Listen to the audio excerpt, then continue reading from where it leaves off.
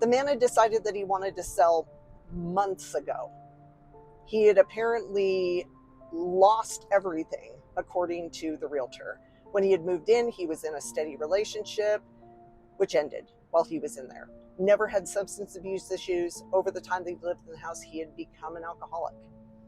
He'd had a good job that he loved, lost that. Health concerns crept up. He'd only been there for like 4 years. It wasn't like he'd been there for 10 years and his health was deteriorating. He just changed his life. Everything systematically fell apart while he was in that house.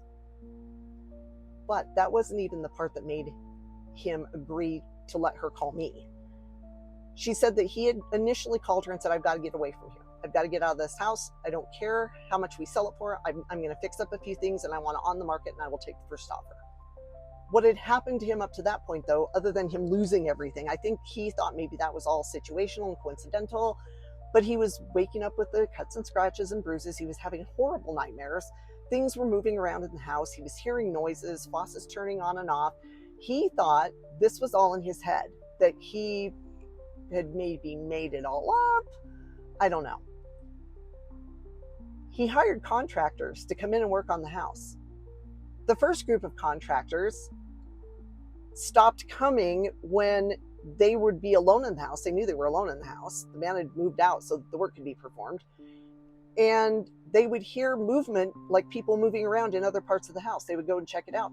Nobody was there. Tools would be moved. They would set something down. It wasn't there. They would find it somewhere else later.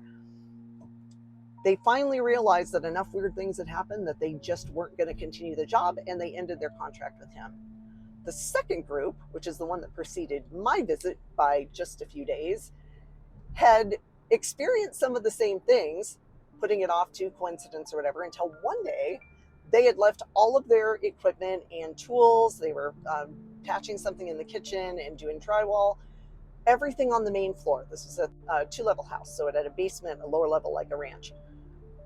Left everything in that area in the kitchen, all of their tools, saws, drywall, everything was set there. They went to lunch. They were gone for 30 minutes.